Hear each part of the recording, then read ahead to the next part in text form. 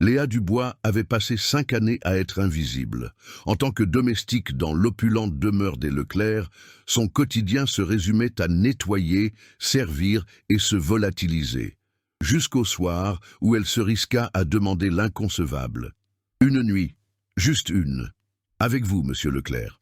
Antoine Leclerc, l'homme d'affaires fortuné de 35 ans, releva les yeux, l'incrédulité peinte sur son visage. Et, sans peser le pour et le contre, il accepta. Il était loin d'imaginer que cette unique nuit dévoilerait des secrets capables de briser tout ce qu'il connaissait. Et, en même temps, de bâtir ce qu'elle n'avait jamais osé rêver d'avoir. Car lorsque les gens que l'on ne voit pas demandent enfin, le monde entier vacille. Tout avait commencé 3 jours auparavant dans cette vaste et silencieuse bibliothèque. Antoine parcourait des dossiers et des contrats, mais son esprit était ailleurs. Les documents de son récent divorce lui brûlaient encore la mémoire. L'hôtel particulier lui semblait glacial et vide, même avec la dizaine d'employés qui s'affairaient. Léa entra en poussant son chariot de nettoyage, ses gestes précis et à peine audibles. Elle avait toujours été ainsi, effacée par choix. Mais cet après-midi-là, quelque chose changea en elle. Elle s'arrêta juste à côté de son bureau. Antoine leva les yeux, agacé par l'interruption, et c'est là qu'il la vit. Qu'il la remarqua vraiment. Ses mains tremblaient, son regard reflétait à la fois la détermination et l'effroi. Léa prit une grande inspiration. Les mots jaillirent de sa bouche, avant que son courage ne s'évanouisse. « Monsieur Antoine, j'ai besoin d'une nuit, une seule nuit, avec vous. » Un silence lourd s'installa. Il cligna des yeux, persuadé d'avoir mal entendu. Mais son regard était absolument sincère. Antoine aurait dû refuser. Il aurait dû appeler Madame Denise et lui signaler cet écart de conduite. Mais contre toute logique et toute raison, il entendit sa propre voix répondre « D'accord ». Léa Dubois avait 28 ans et des mains qui ne s'arrêtaient jamais. À 5 heures du matin, elle était déjà debout. Elle préparait le petit déjeuner pour Manon, sa fille de 6 ans. Elle brossait les cheveux châtains de la petite avec soin, l'embrassait sur le front et la déposait chez la voisine. À 6h30, elle était déjà à la résidence Leclerc. Elle nettoyait 15 chambres, elle lavait la vaisselle de dîner auquel elle n'avait jamais assisté. Elle pliait des vêtements qui coûtaient plus que son salaire mensuel. Puis, elle disparaissait.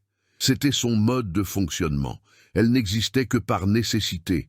5 ans passés dans cette routine, 5 ans à être personne. Mais Léa acceptait. Il lui fallait cet emploi. Manon en dépendait.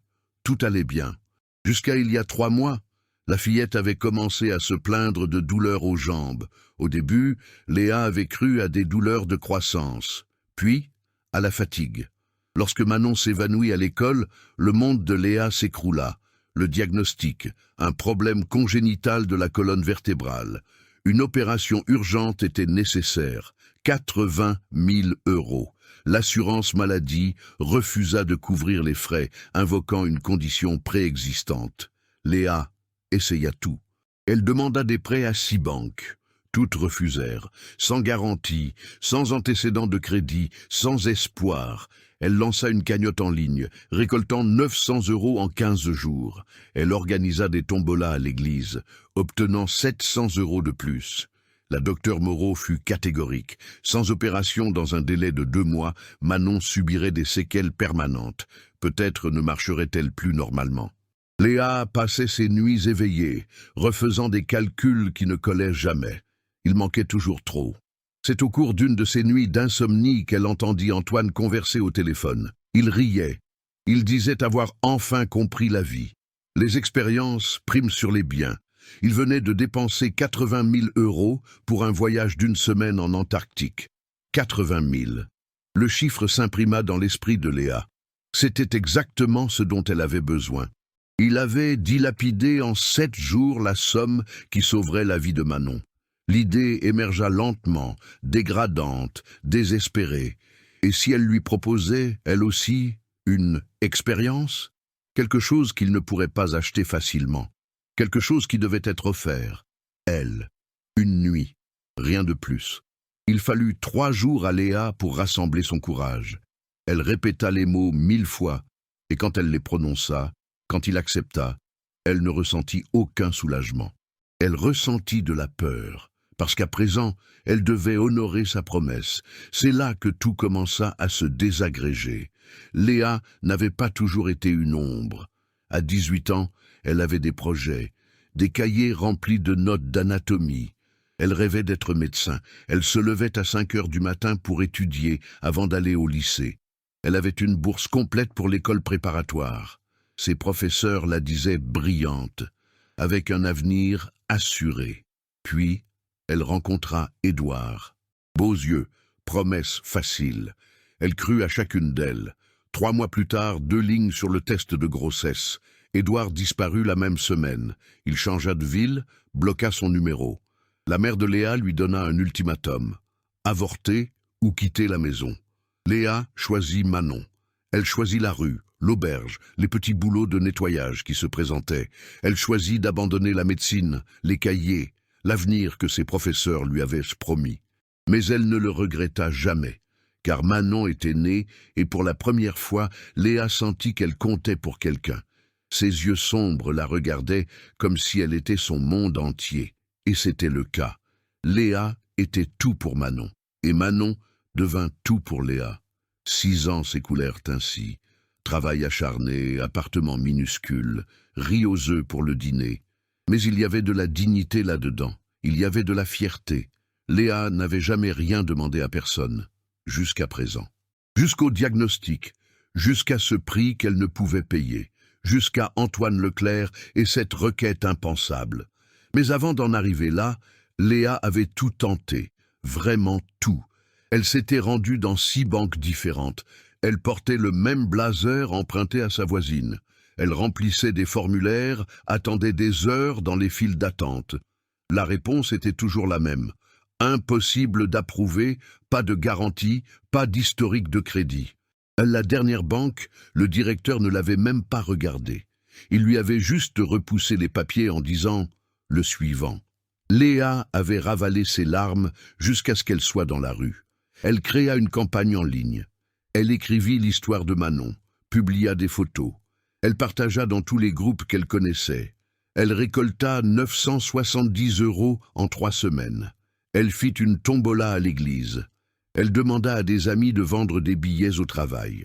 700 € de plus. Il manquait encore 78 300 €. La docteure Moreau l'appela. Toujours aimable, toujours direct. « Léa, nous devons planifier ça rapidement. Chaque semaine qui passe aggrave la situation. » Cette nuit-là, Léa rentra chez elle, épuisée. Manon était allongée sur le canapé, pâle. « Maman, j'ai mal. » La fillette montra son dos. Léa lui donna le médicament qui atténuait la douleur, mais ne résolvait rien. Elle s'assit à côté de sa fille, lui caressant les cheveux. « Maman, je vais guérir ?» demanda Manon, avec cette petite voix tremblante. Léa sourit. Elle mentit avec conviction. « Oui, mon amour, maman va trouver une solution. Tu vas aller mieux. » Manon s'endormit en la croyant. Léa resta éveillée, à la regarder. La respiration irrégulière de la fillette, son petit corps, fragile. Et ce fut là, dans ce silence étouffant, en observant sa fille dormir agitée, que Léa comprit l'amère vérité. La dignité ne sauverait pas Manon. La fierté ne paierait pas l'opération. Les principes ne guériraient pas la douleur. Mais un acte désespéré, humiliant, impossible. Peut-être. 3 jours s'étaient écoulés depuis cette réponse. D'accord. Mais rien n'allait bien. Antoine n'avait plus abordé le sujet. Il n'avait donné aucun détail, n'avait rien fixé. Il avait simplement poursuivi sa routine, comme si Léa n'avait pas franchi toutes les limites séparant l'employé du patron. Et Léa devait continuer à travailler, lui servir son café tous les matins, nettoyer le bureau pendant qu'il y était, plier ses vêtements, agir comme si rien ne s'était passé, mais tout avait changé. Elle ne pouvait plus soutenir son regard. Chaque fois qu'elle devait entrer dans une pièce où il se trouvait, son cœur s'emballait. La honte lui brûlait la poitrine. La voyait-il différemment maintenant? Avec mépris, avec pitié, Léa ne savait pas ce qui était pire. Le mercredi, Aurore fit son apparition. L'ex-épouse d'Antoine avait toujours la clé de la demeure. Elle pensait toujours avoir des droits sur cet espace.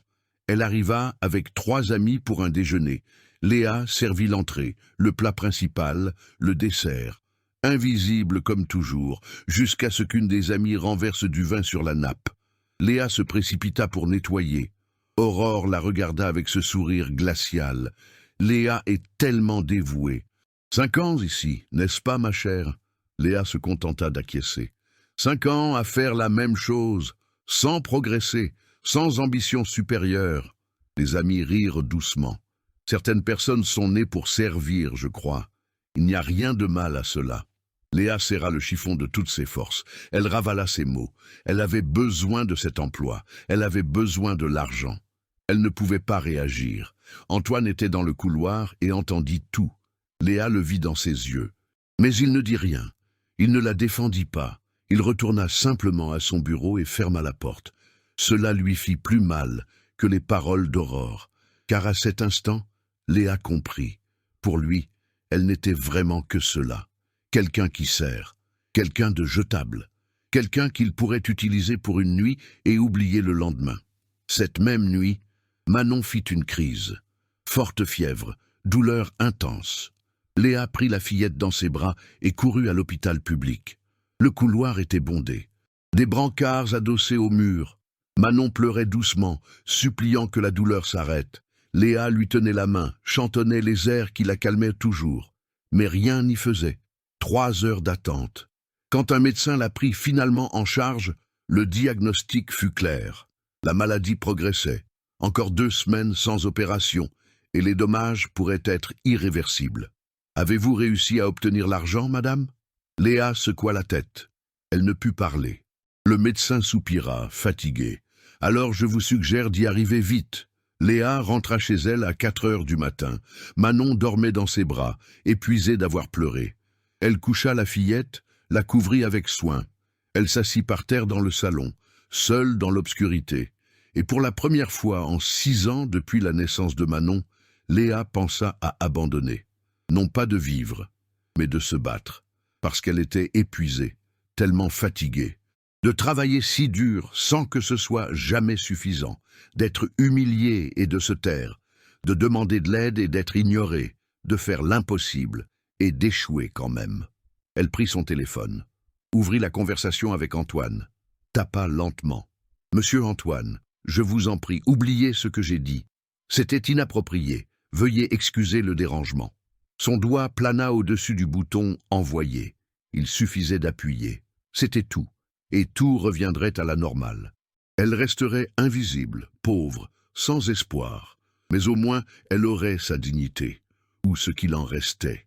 Avant qu'elle ne puisse envoyer, l'écran s'éclaira. Nouveau message. Antoine. Léa, pouvons-nous parler demain? J'accepte votre proposition, mais j'ai besoin d'en comprendre la raison. Léa lut 3 fois. 4, 5. Cela ne semblait pas réel. Il avait accepté. Elle aurait l'argent. Manon serait opérée. Tout était réglé. Mais Léa ne ressentit pas de soulagement.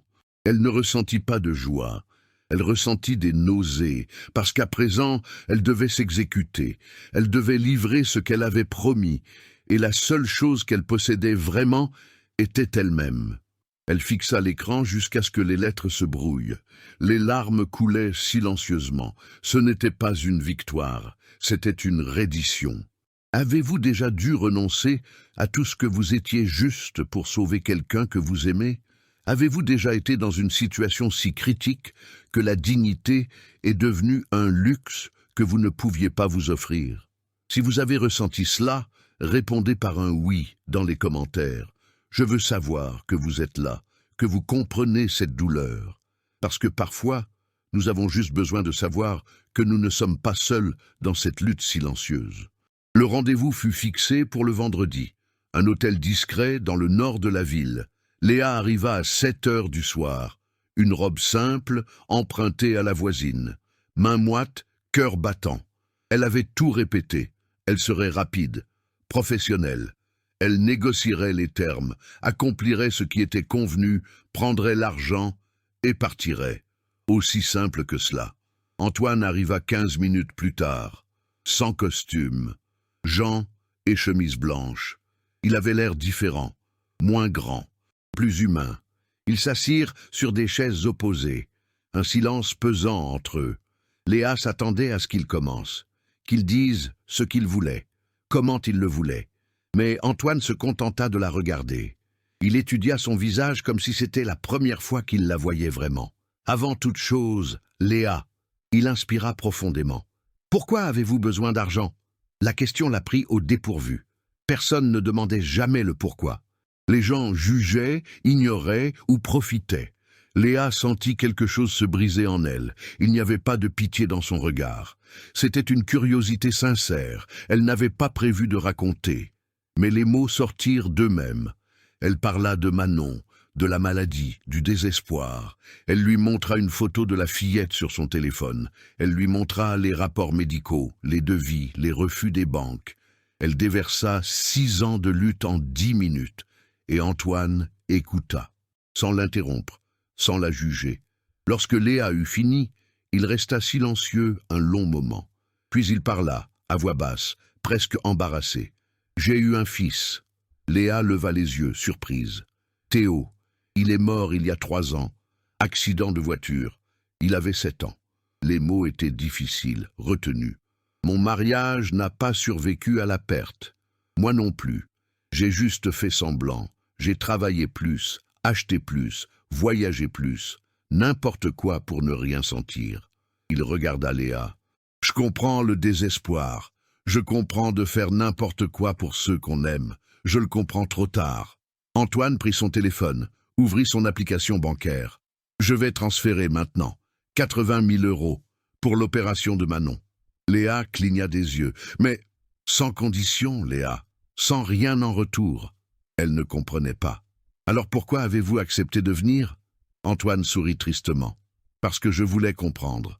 Je voulais savoir s'il existait encore des gens au monde qui aimaient avec une telle force, un tel courage. » Il marqua une pause. « Et si vous voulez rester cette nuit, malgré tout, non pas pour ce que vous imaginiez, juste pour parler. J'ai oublié ce que c'est de parler à quelqu'un sincèrement. » Léa ne savait pas si c'était du soulagement ou de la confusion. Mais pour la première fois depuis des mois, elle ne se sentit pas seule. Elle ne se sentit pas invisible. Et pour la première fois depuis des années, elle voulut rester, non par obligation, par choix. La nuit se déroula d'une manière inattendue pour les deux. Ils parlèrent pendant des heures. Antoine raconta l'histoire de Théo, les bons souvenirs, ceux qui faisaient mal, ceux qu'il évitait d'évoquer. Léa parla des rêves qu'elle avait abandonnés, de la médecine, de la façon dont elle lisait encore des articles médicaux parfois, juste pour se rappeler qui elle avait failli être. Ils commandèrent le service de chambre. Ils mangèrent des frites froides à 2 heures du matin. Ils rirent de situations absurdes de leur vie. Lui, des réunions d'entreprise dénuées de sens. Elle, des exigences ridicules d'Aurore. Et dans cette chambre d'hôtel anonyme, sans luxe, sans spectateurs, il n'était qu'Antoine et Léa. 2 personnes portant un fardeau trop lourd. L'aube arriva lentement. La lumière filtrant par la fenêtre révélait la réalité qui les attendait dehors. Antoine prit son téléphone. Il lui montra la preuve du virement. 80 000 €. Fixez l'opération. Manon ira bien. Léa regarda l'écran, puis lui. Et pour la première fois, elle ne ressentit pas de honte. Elle ressentit de la gratitude. Merci. Ce fut tout ce qu'elle put dire, mais tout était là, dans ce mot. Ils se dirent au revoir dans le couloir, sans baiser, sans promesse, juste un regard trop long pour être anodin. Les semaines suivantes furent étranges. Léa continua de travailler dans la demeure. L'opération était prévue dans 10 jours, mais quelque chose avait changé. Antoine la saluait différemment. Il lui demandait comment allait Manon, si elle avait besoin d'autre chose, de petites conversations volées quand personne ne les voyait, un sourire discret dans le couloir, un mot laissé dans la cuisine. « J'espère que tout va bien. » Léa chérissait chaque geste. Elle relisait chaque mot. Elle sentait quelque chose de dangereux grandir en elle. Quelque chose qui ne devrait pas être là. Attraction, affection, gratitude confondue avec autre chose. Elle ne savait pas. Elle savait seulement qu'elle attendait les moments où il apparaissait, que sa journée était plus légère quand il souriait, Et cela l'effrayait, car elle connaissait sa place, employé, lui, patron, elle, invisible, lui, inaccessible. Est-ce réel ou ne suis-je qu'un passe-temps passager? La question la martelait toutes les nuits. Elle craignait la réponse. Aurore le remarqua. Bien sûr qu'elle le remarqua. Les femmes comme elle remarquent toujours lorsqu'elles perdent du terrain. Elle ne vivait plus dans la villa, mais elle continuait de venir. Elle pensait toujours avoir des droits. Et elle commença à observer la manière dont Antoine regardait Léa, la douceur dans sa voix lorsqu'il lui parlait. Quelque chose n'allait pas. Aurore fit ce qu'elle avait toujours fait. Elle enquêta. Elle appela le comptable personnel d'Antoine. Elle demanda des relevés bancaires sous prétexte de la division des biens, et le virement y figurait, un transfert de 80 000 € à Léa Dubois. La date, 3 semaines auparavant. Aurore sourit. Elle avait des munitions. Le jeudi, Léa nettoyait la salle à manger quand Aurore entra. Seule, la porte fermée derrière elle. 80 000 €, Léa? La voix était glaciale. Léa se figea.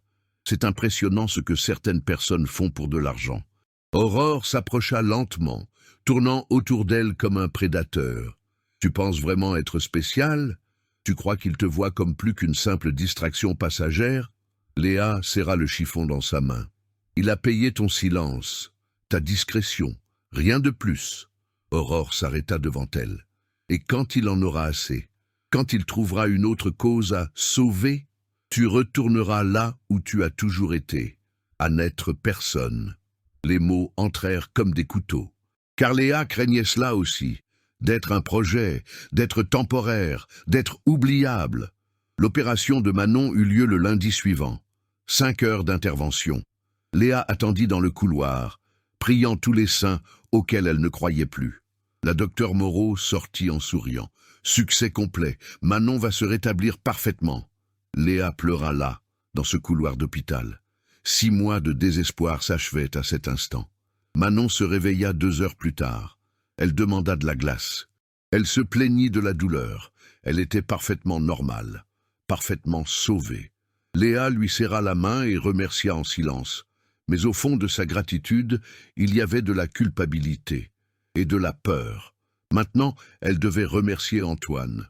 Et ensuite, mettre fin à cela, revenir à la normale, car il avait fait sa part. Elle ne pouvait pas continuer à envahir son monde.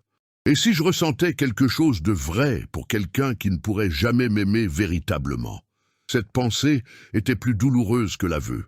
Antoine se battait aussi. Il ressentait quelque chose pour Léa. Ce n'était pas de la pitié, ce n'était pas de la charité, c'était une connexion, c'était la paix, c'était le sentiment d'être à nouveau vivant. Mais il avait peur, peur de répéter les erreurs, peur du jugement, peur de la blesser. Et puis, Aurore fit sa dernière manœuvre. Elle appela la sœur d'Antoine, sa mère, les employés. Elle répandit l'histoire, avec des détails inventés, bien sûr. Léa avait séduit Antoine. Elle lui avait demandé de l'argent. Lui, vulnérable à cause du divorce, était tombé dans le panneau. Tout fut calculé. La rumeur se propagea dans la villa comme un feu. Madame Denise regardait Léa avec mépris. Les autres employés chuchotaient à son passage. Et Léa, au centre de l'orage, comprit. Elle n'avait pas sa place ici. Jamais. Le vendredi suivant, Léa arriva au travail et sentit immédiatement l'atmosphère lourde, tendue. Madame Denise la salua froidement. Les autres domestiques évitèrent son regard. Quelqu'un avait parlé. Léa savait quoi? Et qui? Elle supporta les murmures toute la journée, les regards de jugement, la façon dont tout le monde s'écartait lorsqu'elle entrait dans une pièce. Comme si elle était contagieuse, comme si elle était souillée. À midi, elle n'en put plus. Elle prit une feuille, écrivit 3 lignes. « Monsieur Antoine, je vous donne ma démission. Merci pour l'opportunité. » Léa, elle plia le papier, monta à son bureau, frappa à la porte, entra sans attendre de réponse. Antoine était au téléphone. Il raccrocha en la voyant. « Léa !» Elle posa le papier sur la table. Il lut rapidement. Il leva les yeux, confus. « Qu'est-ce que c'est? Ma démission ?» Sa voix était ferme. Je ne peux plus travailler ici. Pourquoi? Il savait déjà. Vous savez pourquoi? Léa croisa les bras. Tout le monde le sait, Aurore s'en est assurée. Antoine se leva, passa la main dans ses cheveux. Léa, je peux leur expliquer. Je vais parler à... Non, elle l'interrompit. Pour la première fois, elle l'interrompit. Je ne veux plus d'explications. Je ne veux plus être votre œuvre de charité, votre projet de rédemption. Les mots sortirent durs, aiguisés. Manon est sauvée. C'était tout ce dont j'avais besoin. Maintenant, c'est fini. Antoine s'arrêta devant elle, regard fixe. Croyez-vous vraiment que c'était de la charité? Sa voix était basse, maîtrisée. Croyez-vous que cette nuit n'a rien signifié? Je ne sais pas ce qu'elle a signifié. Léa sentit sa gorge se serrer.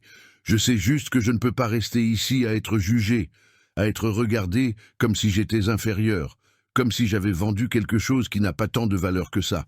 Arrêtez. Antoine lui prit les épaules, pas avec force, avec urgence.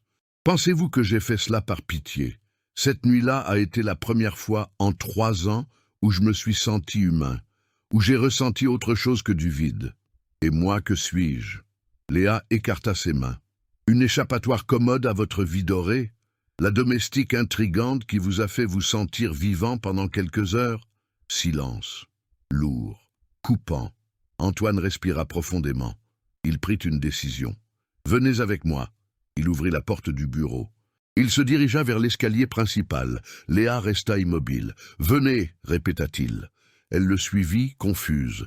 Antoine descendit. Il alla dans le salon où se trouvait la moitié des employés.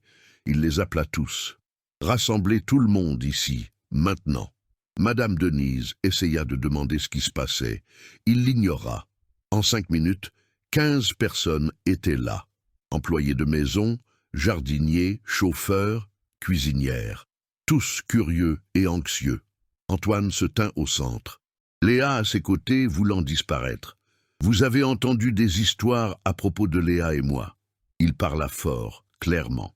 Des histoires lancées par quelqu'un qui veut causer du tort. Il regarda chaque visage. La vérité est simple. Léa m'a demandé de l'aide pour sauver sa fille et je l'ai aidée parce que c'était la chose juste à faire. Pause. Mais ce n'est pas tout. Il regarda Léa. Léa a plus de courage, plus de dignité, plus d'amour véritable dans son petit doigt que nous tous réunis. Moi y compris. La pièce devint totalement silencieuse. Et oui, elle compte pour moi, profondément. Jugez autant que vous voulez.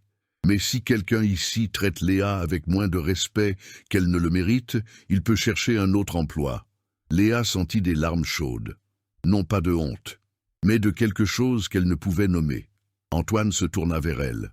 Vous n'avez pas besoin de rester par obligation, mais si vous restez, que ce soit parce que vous le choisissez, non parce que vous en avez besoin. Léa le regarda tout le monde, et pour la première fois, elle ne se sentit pas petite, elle ne se sentit pas invisible. « Je reste », dit-elle doucement, puis plus fort, mais pas comme domestique. Antoine sourit, il comprit. Alors comme quoi? Comme quelqu'un qui mérite d'être ici. À cet instant, Léa comprit enfin. Elle n'avait jamais eu besoin de demander à être vue. Elle avait juste besoin de croire qu'elle le méritait. 6 mois plus tard, tout semblait différent. Léa se réveillait dans un petit appartement, mais le sien. 2 chambres, salon modeste, vue sur des immeubles gris. Pas de luxe, pas de marbre ni de lustres en cristal. Mais c'était chez elle, c'était chez eux. La lumière du matin filtrait par la fenêtre de la cuisine pendant qu'elle préparait le café. Manon était assise à table, en uniforme scolaire, terminant ses devoirs de mathématiques oubliés la veille. « Maman, combien font 7 fois 8 ?» Léa sourit. « 56, mon cœur. Mais essaie de le faire toute seule d'abord. » La fillette roula des yeux mais obéit. Ses jambes se balançaient sous la chaise, saines, fortes, sans douleur. Un miracle déguisé en normalité. Antoine entra dans la cuisine, les cheveux ébouriffés, encore en pyjama. Il prit une tasse, se servit du café, embrassa le front de Léa comme s'il faisait cela depuis des années. « Bonjour ». Sa voix était rauque de sommeil. Léa s'appuya contre lui un instant. Juste cela, un petit geste, mais plein de signification. Il avait vendu la villa 2 mois plus tôt. Il avait dit que c'était trop grand pour quelqu'un qui devait réapprendre à vivre. Il avait acheté cet appartement simple. Il avait repris le travail, mais moins. Il déjeunait à la maison 3 fois par semaine. Il aidait Manon avec ses leçons. Il apprenait à cuire le riz sans le brûler. Léa faisait des études d'infirmière. Cours le soir, stage le matin. Fatigant, mais différent. C'était une fatigue choisie. Chaque mardi, elle retournait à l'hôpital où Manon avait été opérée. Travail bénévole. Elle parlait au maire dans la salle d'attente. Elle tenait des mains tremblantes. Elle disait que ça allait aller. Parce qu'elle savait ce que c'était d'être assise sur cette chaise, ce désespoir, cette solitude. La docteure Moreau lui faisait toujours un signe de tête dans les couloirs. « Vous ferez une excellente infirmière, Léa !» Et Léa y croyait. Cet après-midi-là, en rentrant chez elle, elle s'arrêta au portail. Elle regarda la fenêtre du 2e étage. Antoine apparut, tenant Manon dans ses bras, la faisant tournoyer tandis que la fillette riait fort. Il n'était pas parfait. Il oubliait parfois des rendez-vous. Il était parfois absorbé par son bureau. Mais il était présent. Il essayait. Léa monta doucement. Elle ouvrit la porte. Manon courut l'embrasser. Antoine sourit de cette façon qui faisait encore s'accélérer son cœur. Ce n'était pas un conte de fées. Il y avait des factures à payer. Il y avait des disputes stupides. Il y avait des jours difficiles, mais il y avait de la vérité. La nuit qui a tout changé n'était pas une question d'argent, de désir ou de désespoir. C'était une question de 2 êtres humains qui ont osé se voir réellement et qui ont choisi de rester. Léa a appris que la dignité n'a jamais résidé dans le fait de ne jamais demander d'aide. Elle était dans le fait de connaître sa propre valeur même en demandant. Pendant des années, elle a cru qu'être invisible était nécessaire pour survivre, que baisser la tête, ravaler les humiliations et ne jamais déranger était le prix à payer pour avoir un emploi, pour subvenir aux besoins de Manon, pour exister dans des espaces qui n'étaient pas faits pour des gens comme elle. Mais cette nuit a tout changé, non pas parce qu'elle a obtenu l'argent, mais parce que pour la première fois, quelqu'un l'a vue, vraiment vue, et elle a réalisé qu'elle méritait d'être vue. Antoine a appris que la richesse sans humanité n'est qu'une prison dorée. Il avait tout ce que l'argent pouvait acheter, mais il vivait vide, absent, mort à l'intérieur depuis qu'il avait perdu Théo. Il a travaillé plus, acheté plus, voyagé plus. Il a construit un empire qui ne réchauffait rien. Jusqu'à ce qu'il rencontre Léa, jusqu'à ce qu'il comprenne que la vraie connexion ne s'achète pas. Elle se choisit. Et qu'être présent, vulnérable, réel, valait plus que n'importe quelle affaire qu'il ait conclue. La transformation fut totale. Léa n'était plus invisible, non pas parce qu'elle avait changé de classe sociale ou conquis un millionnaire, mais parce qu'elle avait finalement cru qu'elle avait le droit d'occuper son espace, d'avoir une voix, d'être aimée non pas pour ce qu'elle pouvait offrir, mais simplement pour exister. Antoine n'était plus émotionnellement absent. Il a appris que la douleur partagée pèse moins. Qu'aimer véritablement, c'est choisir d'être présent dans les jours difficiles, pas seulement dans les faciles. L'héritage de cette histoire est simple. L'amour véritable n'efface pas les différences de classe, d'origine ou de passé, mais il les rend complètement insignifiantes. Manon grandit en bonne santé, entourée d'un exemple de courage. Le courage de sa mère à demander l'impossible, le courage d'Antoine à défendre ce qui importait. Léa n'a pas conquis un millionnaire. Elle s'est conquise elle-même. Et Antoine n'a pas sauvé une employée. Il a été sauvé par elle. Si cette histoire vous a touché d'une manière ou d'une autre, votre j'aime me montre que cela vaut la peine de continuer à raconter de telles histoires. Dites-moi dans les commentaires de quelle ville vous regardez. Sérieusement, je les lis tous et je veille à répondre à ceux qui prennent le temps de commenter. Et si vous croyez au pouvoir des histoires qui transforment, abonnez-vous pour ne pas manquer les prochaines. La chaîne débute et chaque inscription me donne la force de poursuivre ce voyage. Ne partez pas tout de suite. Choisissez l'une des 2 histoires que j'ai laissées à l'écran pour la regarder ensuite. On se retrouve dans la prochaine vidéo.